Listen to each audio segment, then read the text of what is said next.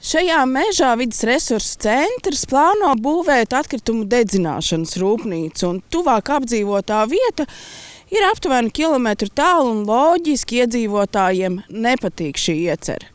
Ropažu novada dome jau maijā izteica savu viedokli un projekts uz laiku tika apturēts. Taču pat labāk atkal iedzīvotāji ir satraukušies un iespējams kāds šo satraukumu ir radījis mākslīgi.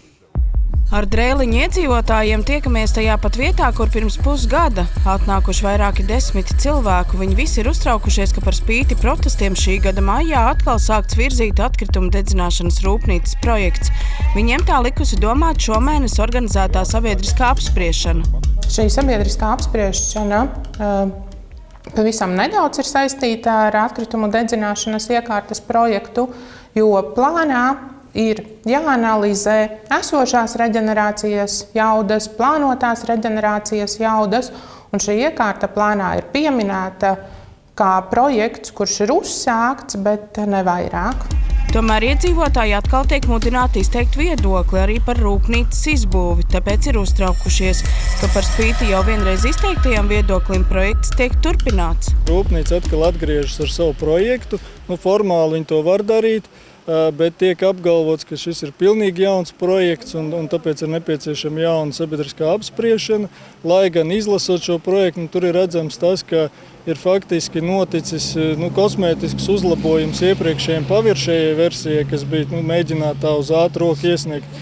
Tagad viņš ir savests tādā kārtībā, kādam tam būtu bijis jābūt jau pirmajā reizē. Atkārtoti vides resursu centrs virza to projektu, manuprāt, negodprātīgiem līdzekļiem virza šo projektu par atkritumu dedzinātamu.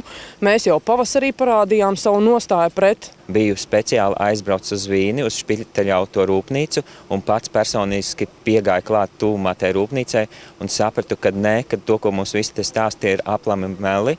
Tur tiešām smird, tur tiešām var, pirmkārt arī troksnis nav pārāk liels, bet ir dzirdams. Tā kā, ja tas ir pat tās tuvumā, tad mēs jutīsim to visu, un tā smaka tiešām ir neciešama. Mani kā iedzīvotāji ļoti pārsteidz tas, ka mēs jau vienreiz esam savākuši rekordlielu iesniegumu skaitu, kas ir pret šo ieceres realizāciju, bet neskatoties uz to, dokumentācija caur citām vietām tiek virzīta uz priekšu, un arī nav saprotama īsti domas nostāja, jo manā kā iedzīvotāja skatījumā pilnīgi noteikti būtu jābūt tā, ka ja tik liels daudzums ar iedzīvotājiem ir pateikuši nē, tad pie šādas kategoriskas nē nostājas bija jāturās arī pašvaldībai. Kaut vai to rūpnīcu nokrasot, es nezinu, tur rozā krāsā, lai visiem patiktu, ar puķītēm.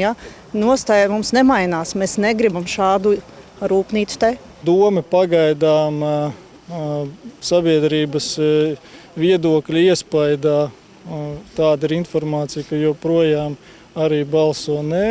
Bet to mēs redzēsim tikai tad, kad būs reāls balsojums. Vietējais iedzīvotājs Arturs Klēbaks ir arī viens no apvienības jaunatviešu biedriem. Viņš uz tikšanos ar 4. studiju uzaicinājis arī kolēģus, politiķus, influencerus. Troksnis un satraukums liels, taču rūpnīcas projekta attīstītāji vides resursu centrs apgalvo, ka atkritumu dedzināšanas rūpnīcas projekts nemaz netiekot turpināts un cilvēki ir maldināti. Savu viedokli par notiekošo kameras priekšā viņi gan atsakās sniegt. Tikmēr jaunatvieši izplata ļoti precīzu informāciju.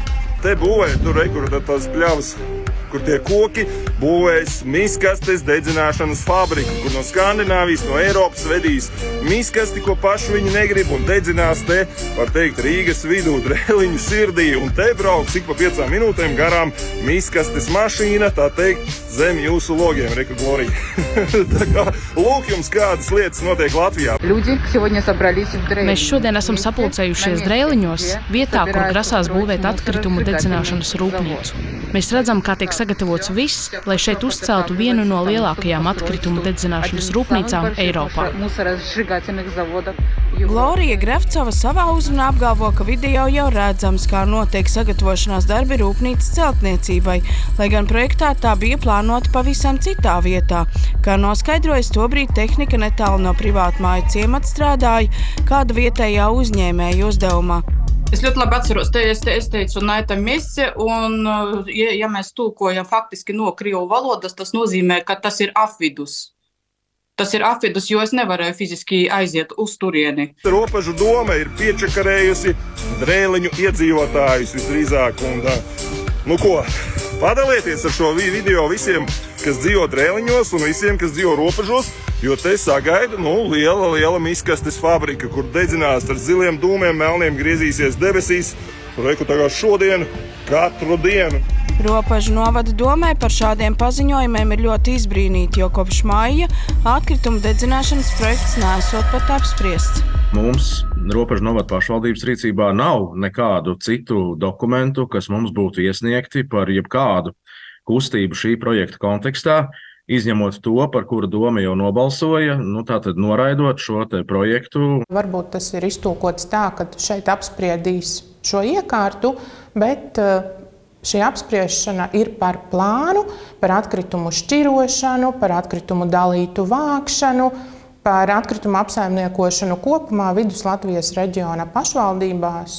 Ja kāds vēlas kaut kādas šādas te ar politisku interesi maskētas sabiedriskas aktivitātes īstenot, man šķiet, ka šajā laikmetā to nemaz nav tik grūti izdarīt.